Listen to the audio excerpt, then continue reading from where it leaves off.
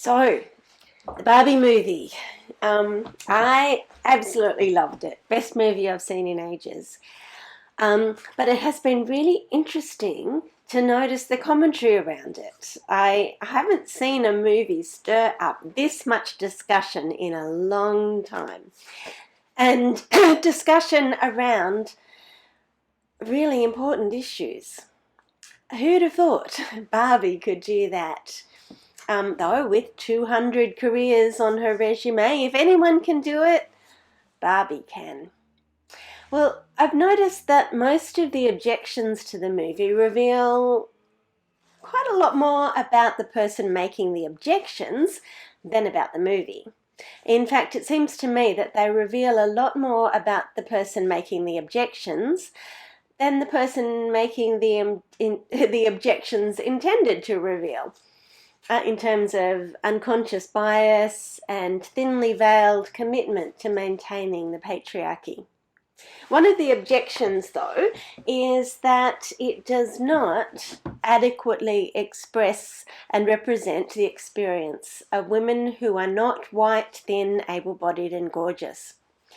This objection is more interesting, I think, and the main reason I find it interesting is that let's say 20 years ago or even 10 years ago, we probably would not have heard critique like that.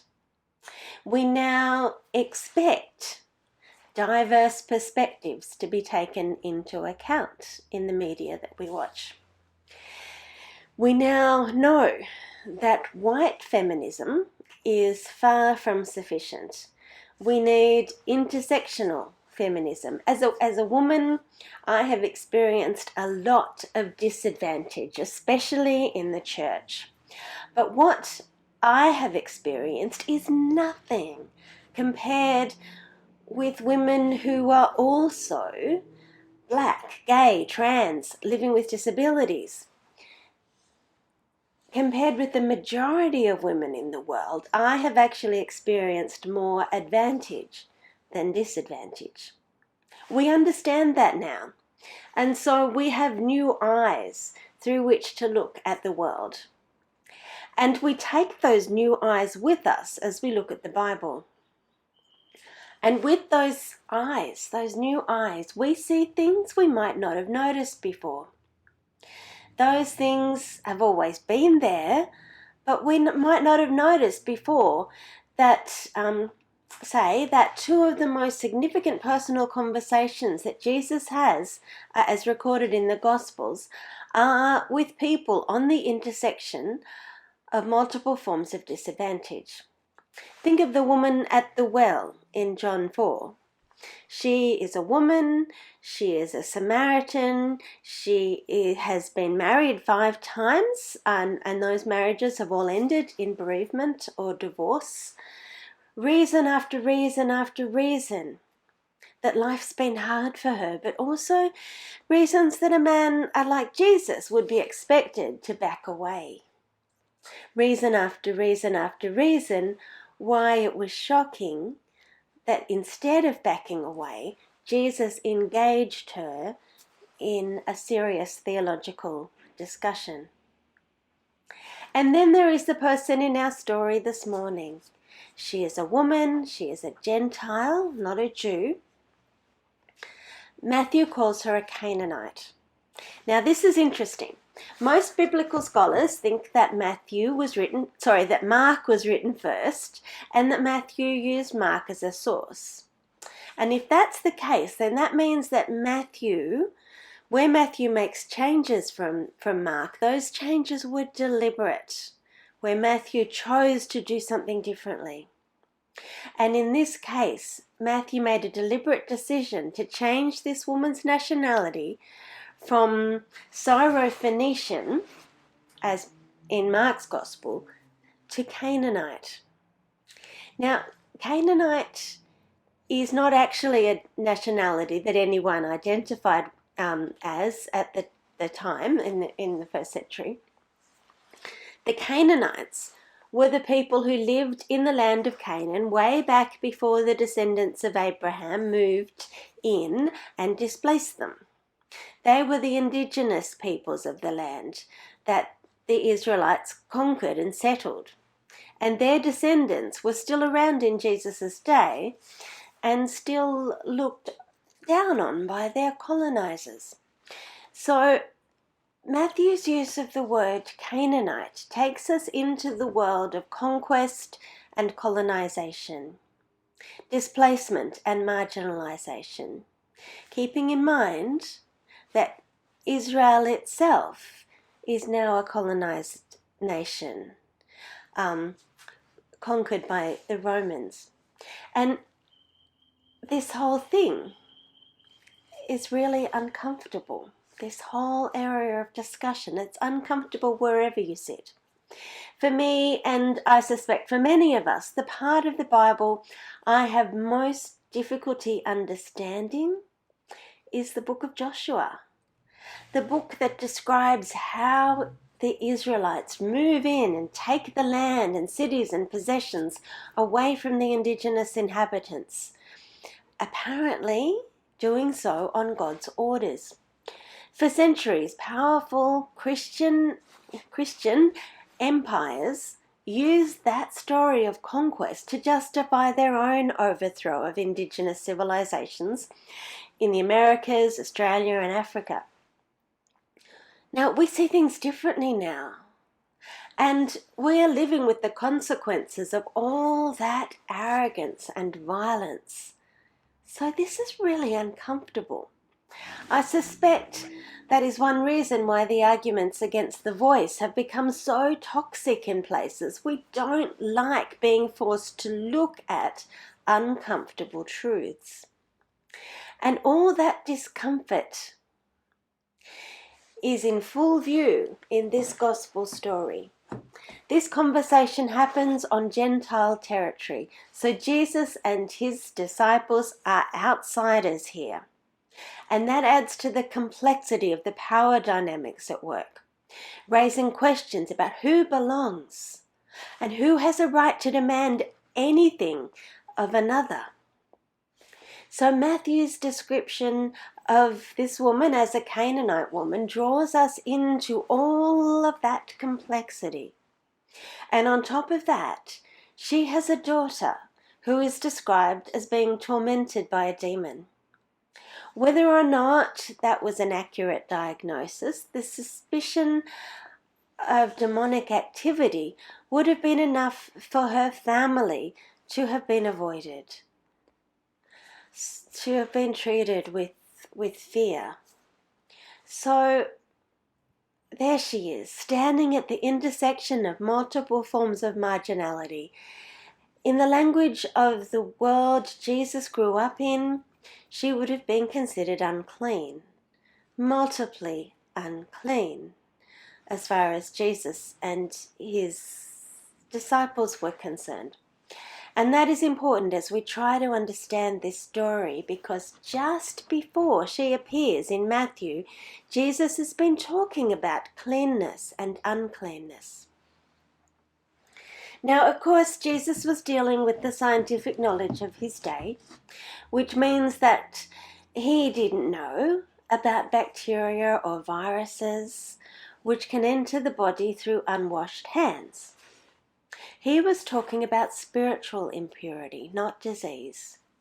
His people used a lot of washing rituals because cleanliness of the body was thought to be an outward sign of a clean heart. And so what I understand Jesus to be saying here is that if you have an impure heart, if you are harboring hatred and lust and envy and refusing to let go of those things, if you are deliberately holding on to them, then you can wash your hands all day and you will never be pure. What is in your heart is bound to come out. There are things and look like they have everything going for them religiously, but in fact are nowhere near God. Conversely, we have this Canaanite woman who was looked on as multiply unclean, yet whose love for her daughter gave her a purity of purpose that cut through Jesus' resistance. And it is Jesus' resistance that makes this story even more uncomfortable. For most of the stories, Jesus speaks just like any other religious leader from his society, and not at all like the radical reconciler that we know and love. He speaks to her like she is less than human, comparing her with a dog. This is deeply offensive, but commonplace in the world he grew up in. We want to know what was going on in his mind.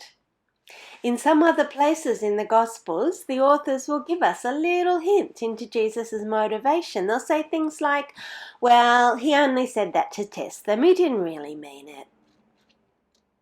We really want Matthew to say that here. But all Matthew gives us is a stark account of Jesus' words and the woman's words. We are left to feel the full force of the tension in this passage. We are left to wonder, could Jesus be the racist misogynist that his words here imply him to be? This story takes us into that very uncomfortable place. And while we briefly feel the discomfort of that question, let's remember that lots of people live in that place of discomfort.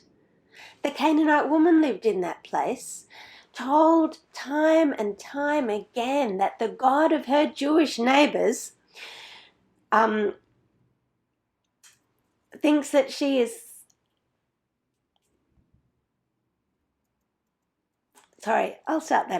told time and time again that the God of her Jewish neighbors, who she has clearly come to place her hope in, hates her people, silences her gender, and cares nothing for the suffering of her unclean daughter.